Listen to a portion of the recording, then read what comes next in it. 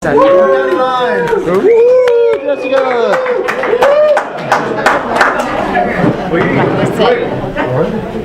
I'm an addict. My name's Jessica. So before I get started, how many people came out here because I knew I was speaking tonight? I want everybody else to look around the room and see how much support I have.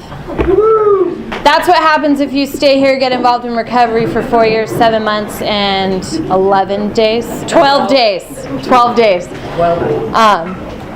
That's how much support I have. All those people that raise their hands are here because I asked them to be here. And I'm speaking here because I asked to speak here. I'm a shameless self-promoter.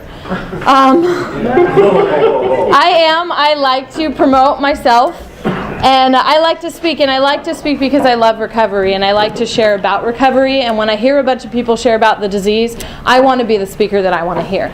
And so I start asking if I can speak. And I learned that through working some traditions, that I share about recovery. So I'm going to share a little about what it was like then, just so you can identify where I came from. And you don't think I'm just some freak who got into recovery and got clean and was perfect instantly, because I was a crazy mess when I got clean, and no one that's here knows that because I got clean in Las Vegas, Nevada, and when I came out here I was only a little bit of that crazy mess because I'd already started working steps.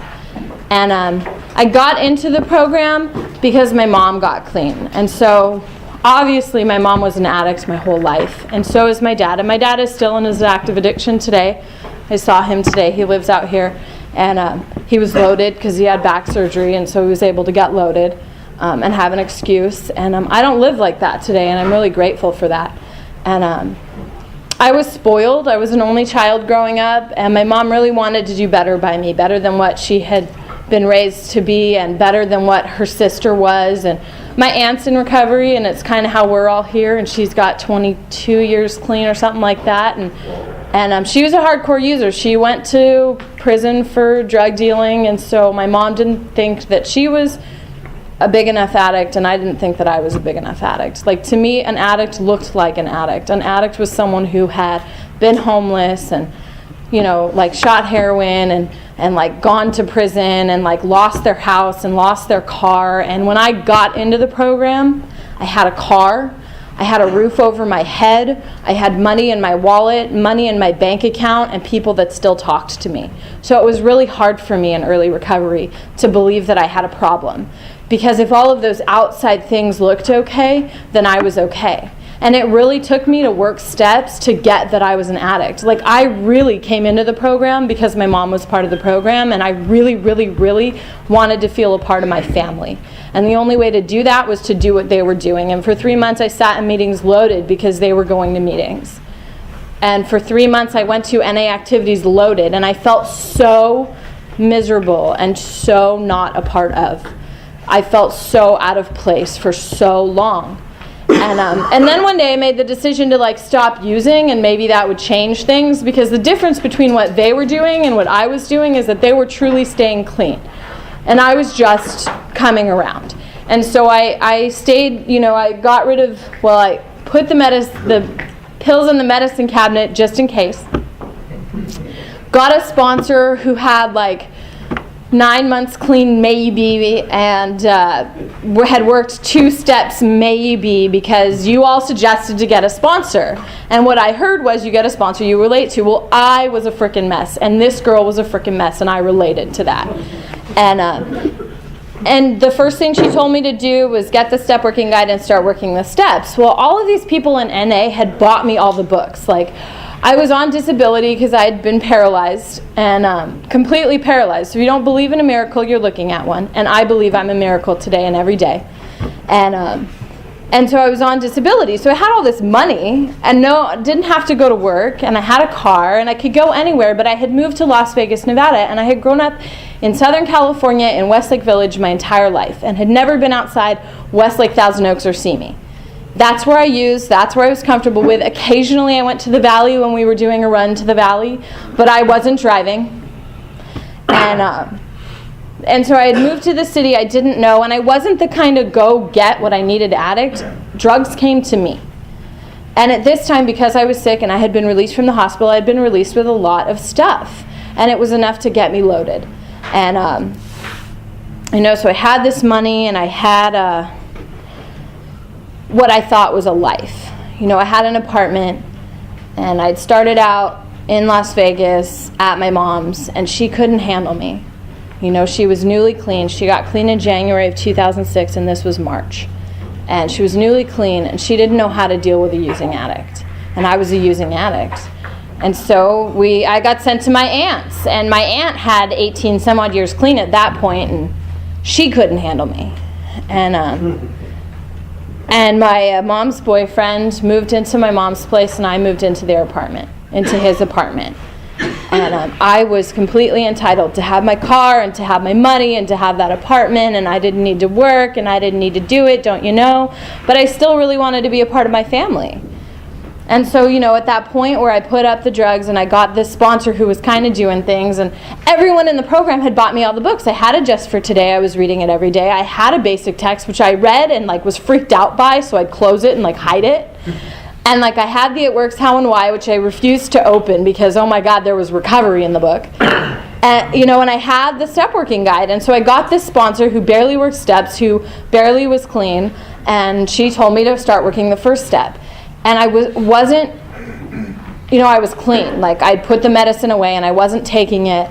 And I was freaking uncomfortable and miserable, and I couldn't sleep, and I felt so not belonging anywhere, and I didn't know what to do because all of my friends were back in California, and I wasn't going to go look for dope, and I was clean and I'd committed to it for the minute. And so I obsessively started working my first step, and as I was doing that, I didn't want to talk to this girl that I got as a sponsor. I didn't want to share this information with her. I didn't want her to be my sponsor. And she did these things that were so addict-like. The things that I was doing the first 90 days I was clean. All that same behavior without the drugs. And if you're pulling the same behavior and you don't have the drugs, my experience is that it's not okay. Because what happened was I had all those feelings that I hadn't felt when I was doing the drugs with that behavior. All the things I was doing wrong, I could now feel that I was doing wrong and I didn't like myself. When I was doing drugs, I couldn't feel it and didn't care. And, and so I'm feeling all this stuff, and so now I'm obsessively working my steps, and I'm reading the Just for Today, and I'm going to meetings, and I'm as involved as anybody possibly can be, and I've got a commitment, and I don't really want to share any of this stuff with my sponsor. And so I had a thought, and what I know about the thought now is that it was a prayer of my heart, that maybe this program could work for me, and maybe I needed something different. And I remember one night going to this midnight meeting that I had for about 90 days I had this sponsor that wasn't the right sponsor and was working my step and all that stuff. And I'd been going to this midnight meeting pretty consistently since I got clean because I couldn't sleep at night, and a meeting was a great place to be. And then I had to bug my family who went to sleep, and it was always men, and so it made me feel really good because I was the only woman ever there, and so I got all this male attention that I thought I needed. Again, I had this big, huge hole, this void that I tried to fill with drugs, and this place that didn't feel good, and when I'd get this male attention, it filled that place, and it made me feel good for an instant. And so this one night, I remember being late to the meeting, and I remember, I'd been working on my step obsessively, and I just remember saying to God, standing in front of the doorway, and I stopped for a split second. I said to God, look, if I'm supposed to be here and if I'm supposed to do this, then in this room tonight, okay, this is a bargain with God that I'm going to win, because for 6 months there's been me and men in this meeting. In this room tonight, there will be a woman in that meeting. God knew that prayer before I ever said it, because when I opened that door, there was a woman in that meeting. And I flipped out, and I was so pissed. God damn you. Really, how could you have known that? I didn't even make the deal with you. She had to be in that meeting before I made the deal with you. How could you have known that? And I was pissed, and I was fuming through the whole meeting, and then she shared. And when she shared, and it was a candlelight meeting, and so you couldn't see anybody. Well, when she shared, this light just lit up around her. And she had 9 years clean at the time, or 8 years clean at the time, and she was dealing with sickness. Now remember, I talked about being paralyzed before I moved to Las Vegas, Nevada. Turns out I had an autoimmune disease that had never been detected or treated. And what had happened was, prior to me being paralyzed, is I was using so badly that I could stay up and work all day, and I was managing a restaurant, and I was at work for 16 to 20 hours every single day, and I had the flu, because everybody had the flu. But I didn't know it because I was so loaded that I didn't care. And what happened was I got so dehydrated that I couldn't keep any liquids down on a Wednesday. Tuesday, my boyfriend broke up with me. Wednesday, I went into the emergency room, spent 8 hours there. My mom flew in from Vegas. Saturday morning, I woke up and couldn't move that quickly because I wasn't paying attention. And what my good friends remind me of today is not that getting loaded got me paralyzed. Not everyone that gets loaded ends up with an autoimmune disease. I had an autoimmune disease, and I triggered it by all of my actions and ended up paralyzed. And so this woman in this meeting was talking about having an autoimmune disease and having to live with doctors pushing drugs on her all the time, because when you live with an autoimmune disease, there's a constant amount of pain that you live with. And the only cure for that, the only thing that doctors have come up with for that, and it's not a cure, it's just a treatment, is to give an addict narcotic medication. And that wasn't okay for her. And I totally related to that, because since I got clean and had been going to doctors and physical therapists, all they wanted to do was get me loaded. And I didn't have the strength to say no when I was first clean. Today I can walk into a doctor's office, they offer it to me, I laugh. I'm like, I'm not going to do it, give me alternate treatment. But then I didn't have that strength, and she did. And so after the midnight meeting, it's 2 o'clock in the morning, and we're sitting around talking for hours. And I'm like, so I have this sponsor who I already don't like, and so now I have qualifications for you to be my sponsor. I'm that big of a deal with 6 months clean. That's who I am, don't you know? And so I start asking her, she asked me about my story, and I tell her where I'm from and what I'm doing and all that stuff. And I start asking her questions like, how much time do you have clean? How many times have you worked the steps? Do you have a sponsor? All of the things that I think are now important in sponsorship. She had 9 years clean. She had a sponsor who had a sponsor. She'd worked steps a bunch of times. She'd, dealt with the AA program too, so she had, this wealth of information. And I love information. Even when I was using, I loved information, because the more I knew, the better I could do with whatever I wanted to do. The more I could manipulate a certain situation. And that's just the truth of it. And so, she knew that I was leading up to asking her to be my sponsor that. I knew, at that moment, I had made a bargain with God, and I knew I was in it. And that's it, end of story. I was in it. I made a deal with God. God put the sponsor in the room, and I'm done now. I'm not going to renege this deal. I don't know what's going to happen if I do, but I made this deal, and it came from here. It wasn't a foxhole prayer. It wasn't get me out of this mess and I'll do whatever. It was this prayer of the heart. I don't know where I belong. I don't feel like I belong anywhere, and I'm clean enough to feel it. So I'm going to maybe this was God answering a prayer, and maybe even if it was coincidence, I should try it. And so I asked her to sponsor me, and I'm this crazy mess, and I was a crazy mess. And I still had things like a car. I was employable. I could go get a job in a heartbeat, and I do. I get jobs in heartbeats. And I had a house, and I had all these things, except it didn't look like what it always looked like growing up. I lived in this really nice house in Westlake, and I had brand name everything. And suddenly, Miss Entitlement had a cockroach-infested apartment, and I do not do well with cockroaches. Not at all. We came to a mutual agreement. If I didn't see you, I wouldn't kill you. That was the mutual agreement we ended up with. And you can bet anytime I saw one, they were dead in a heartbeat. The cannerade 20 feet away.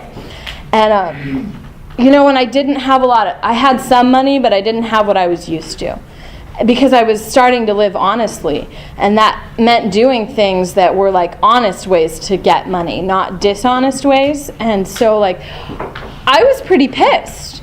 I was it was called, one of my good friends called it taking the silver spoon out of your ass. And I didn't like the way that felt. I didn't like the not having.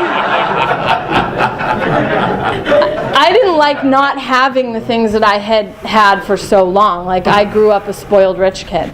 And we weren't rich by any means, but that's how I was raised. My mom never made it appear that we didn't have money, and so I felt like I deserved anything that was handed to me. And here's what happens if you walk into the program of Narcotics Anonymous and you feel like you deserve. Because this is my experience and a few of my friends as well. So here's what happens if you feel like you deserve things. Every single one of those things you think that you are going to deserve will be taken from you for a long amount of time, for long enough amount of time until you appreciate it. And for me, that meant, 4 years, 7 months, 22 days. I can tell you that today those things I felt entitled to, I'm very grateful for.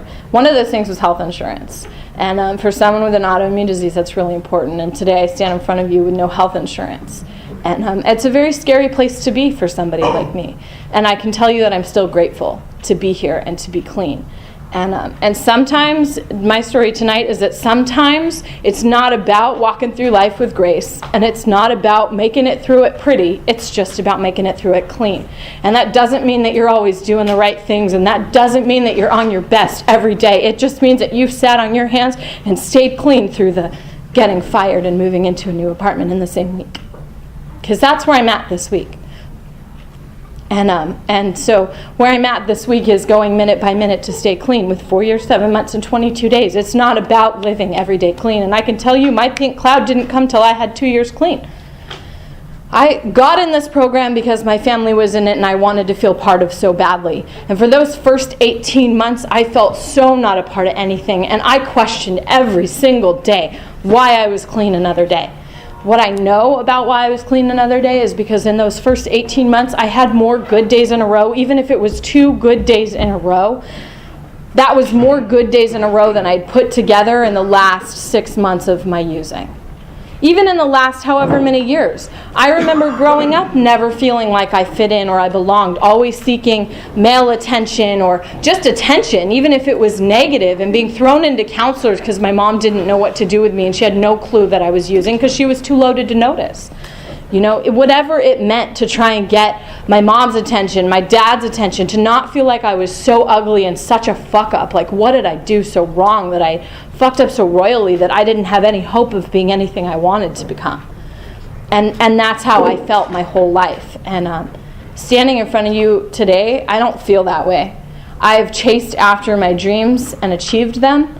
And I can, no matter what, I am part of that no matter what club. No matter what happens, no matter what it looks like while I'm going through it, I can stay clean because I'm here standing in front of you clean today. And,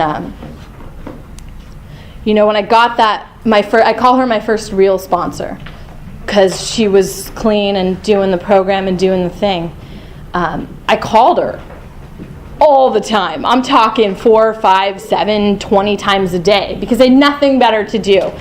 And I worked steps like I used drugs. You could not pry my step working guide out of my hand. I was through my first 3 steps, no time, and I hit that 3rd step and it asked me, can I turn my will and my life over to the care of God as I understand Him?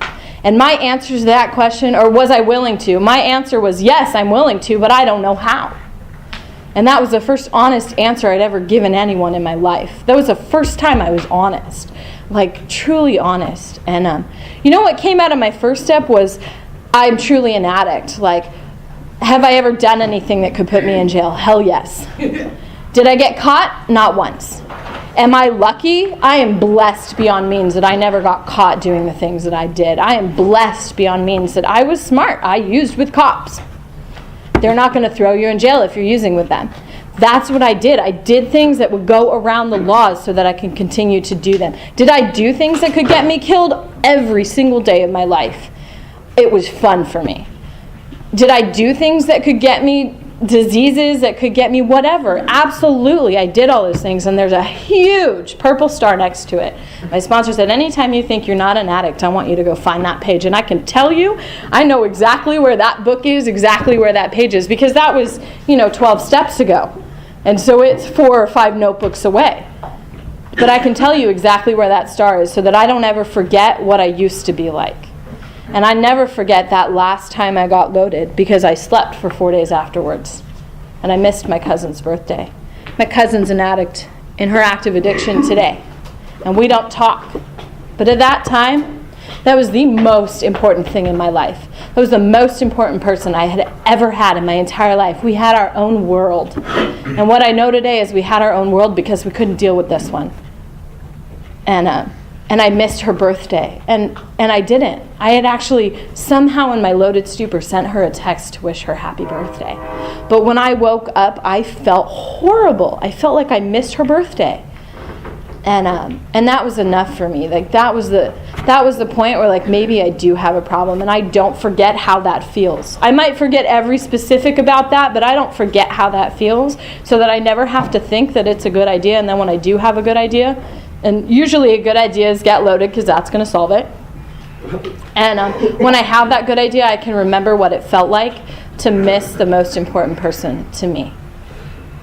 And that's it. And that keeps me from getting loaded another day. Because I can tell you, life has thrown life at me. Life. Let me tell you what life looks like when you're clean. It looks like people die and you have to walk through those feelings with nothing. Nothing but your friends.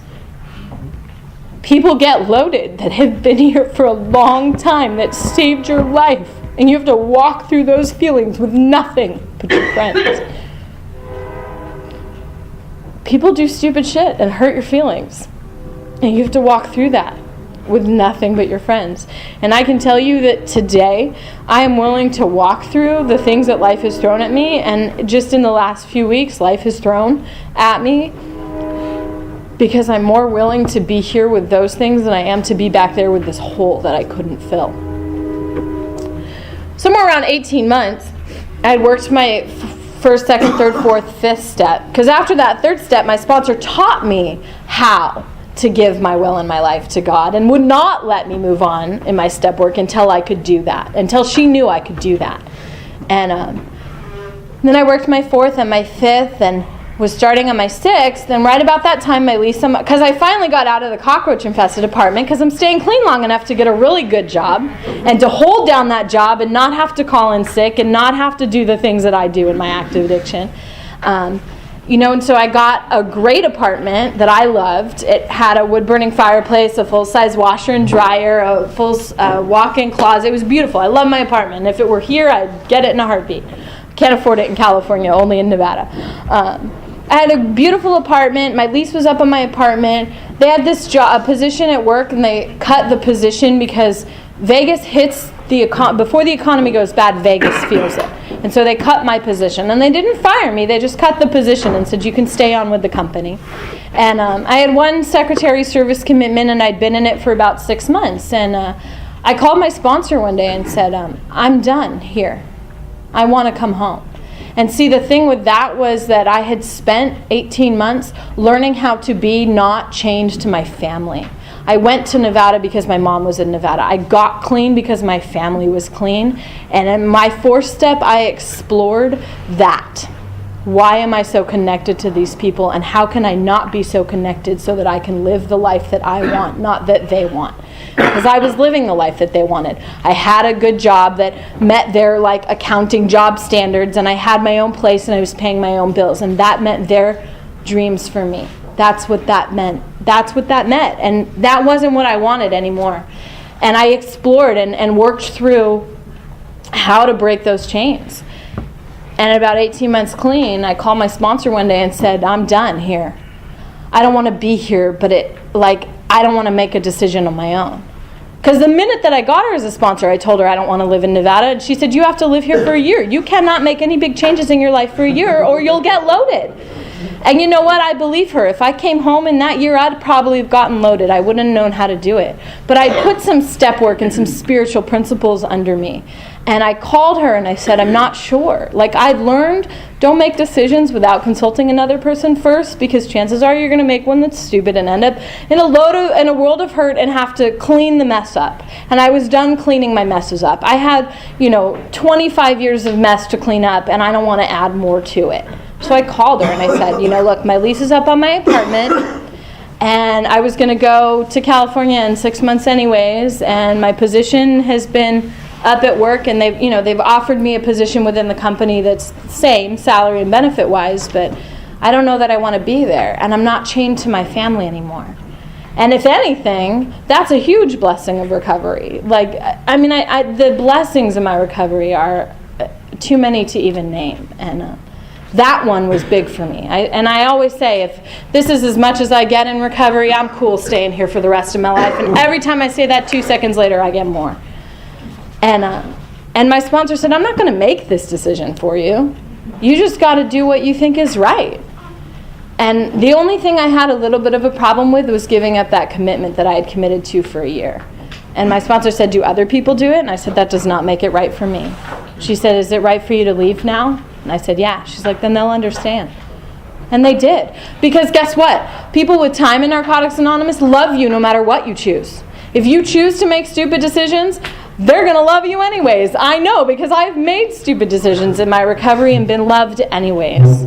You know, and they don't hold it over my head like those people in my addiction did. Anytime I screw up, my dad holds it over my head. He's got a list. He has a bill of all the money I take from him that I get once every few months. And you know what I learned about that? Those were my choices too. That's who he is, and I had to practice some acceptance. But this is who he is, and I can either be mad about who he is and be upset that this isn't the dad of my dreams, or just accept that that's who he is and laugh about it. And that's what I do today. And that took a long time. You know, but so I left Nevada and I came to California, and my aunt's sponsor lives out here. My aunt left Nevada, I don't know, 10 years ago, whatever, and her sponsor stayed here, and they've kept a relationship. And she called me, and this is what I know. My aunt got clean when I was 5 years old. Harriet, her sponsor, her sponsor, well, oops, just kidding. Her sponsor has been in my life since I was 5 years old. And what I know about a sponsor-sponsee relationship is you just don't say no to your sponsor unless you're stupid. So I didn't say no to this woman. I learned that you don't say no to this woman. Not just that she was, you know, I didn't understand sponsor-sponsee relationship when I was 5, 6, 7, 8. These are just the things that I saw. You don't say no to this woman. So she called me the minute I got to California and said, I'd like you to meet me at this women's meeting. You can't say no to this woman. It doesn't, okay. So I showed up late and I left early, and I did that for about 3 months. It was the only meeting I went to for 3 months. I was on my 6th step. If you've ever worked a 6th step, you know that when you're working a 6th step, you don't like yourself. I would go so far as to say I hated myself greatly at that point. But I didn't have a support group. I wasn't calling anyone that I knew in Las Vegas because I never got connected because I wasn't sure if I was going to stay in the program. And I knew I was going to move to California, and my experience with moving is that you don't stay in touch with people, because that's my experience in addiction. My experience in recovery is very different. If you move, you stay in touch with those people. They don't leave your life. Like, that was something I had to learn in my recovery, because that was not what my active addiction looked like. I was running off old ideas. So I moved, and I didn't call anyone in Las Vegas, and I didn't have a support group out here, and I'm working on my 6th step, and I'm hating myself, and I'm calling my sponsor every Thursday because I went to a meeting on Wednesday. And that was it. Because then when she asked me, did you go to a meeting? Yeah, I went to one last night. Every Thursday. Like, she knew what I was doing, but she knew I'd get sick enough of myself to either A, get loaded, or B, get clean. Get in recovery because I was clean, you know, and I remember this night vividly. This is the night that I surrendered to the program. I came home one night, and I was living with my dad, who's in active addiction, because I was going to be there for a month or 3 and get a job and get out. And I was so grateful. Like, I learned gratitude, and I learned that gratitude was an action. I was so grateful that he and his girlfriend let me live there, that I would make them dinner every night for when they came home from work. And I was killing myself.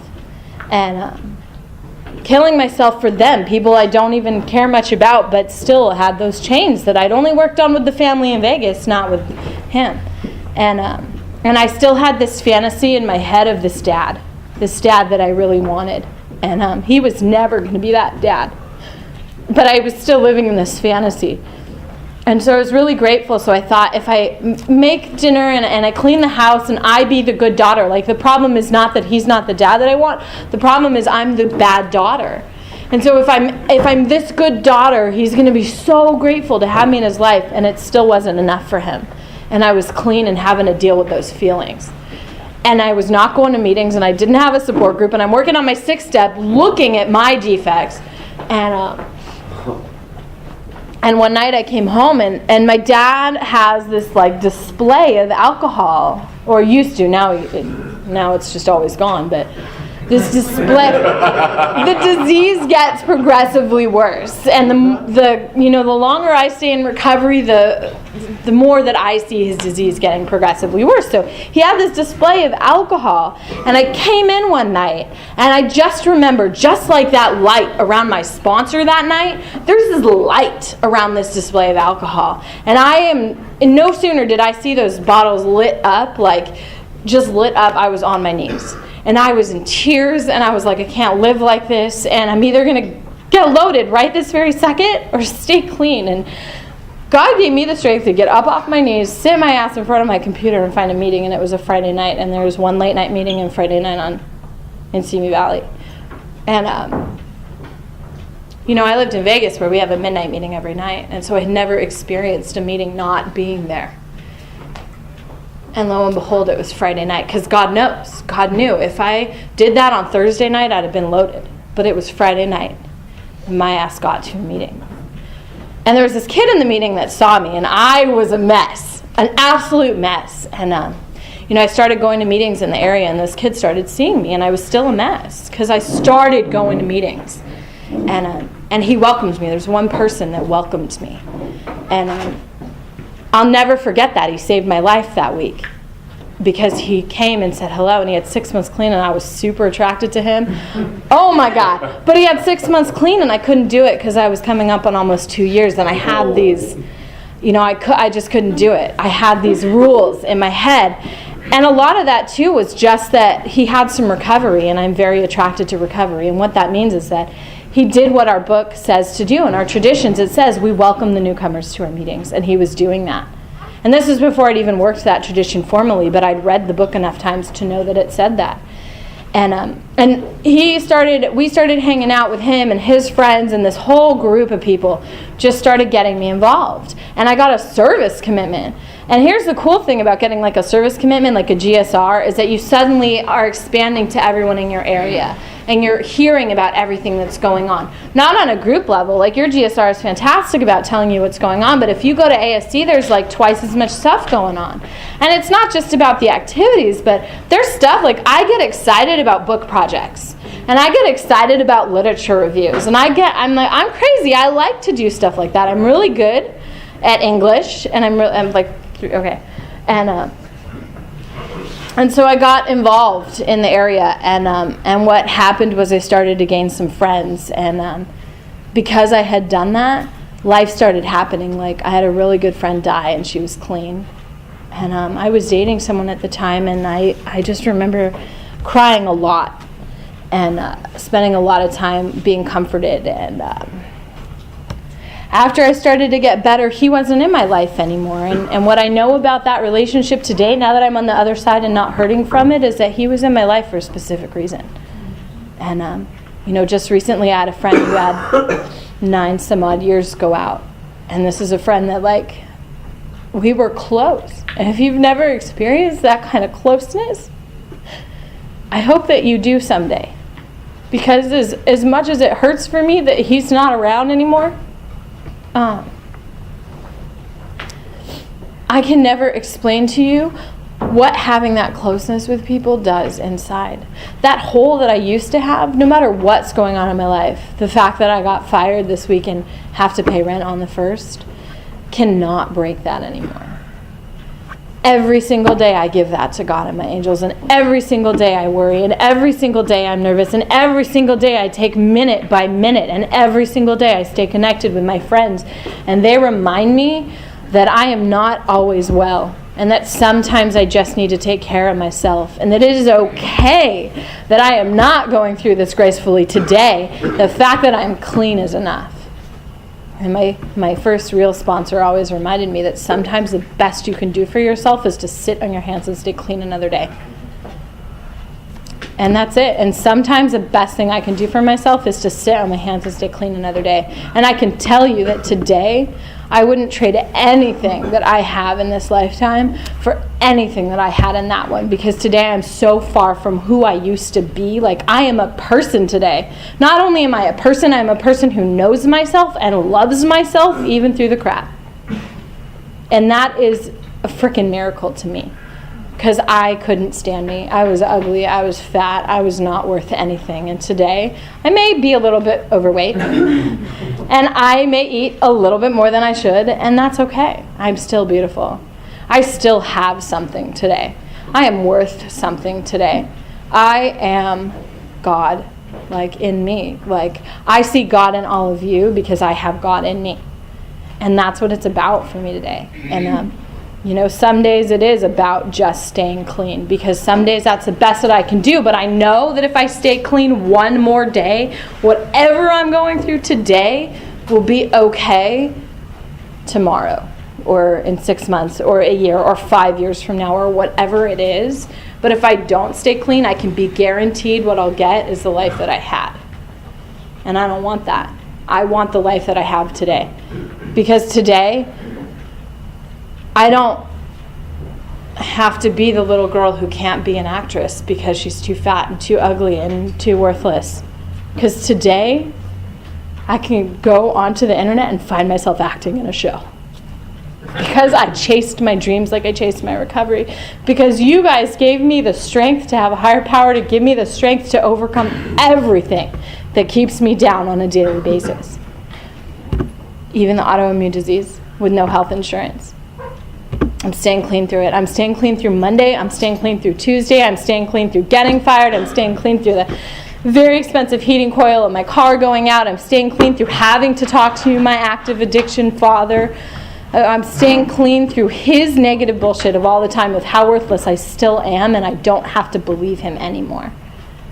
And I'm clean. And that's my message for you tonight, is it doesn't necessarily matter about all the shiny, pretty recovery stuff. I do all the shiny, pretty recovery stuff because I like who I am when I do it. But I'm up here. I have 4 years, 7 months, and 22 days clean. My name's Jessica. I'm an addict.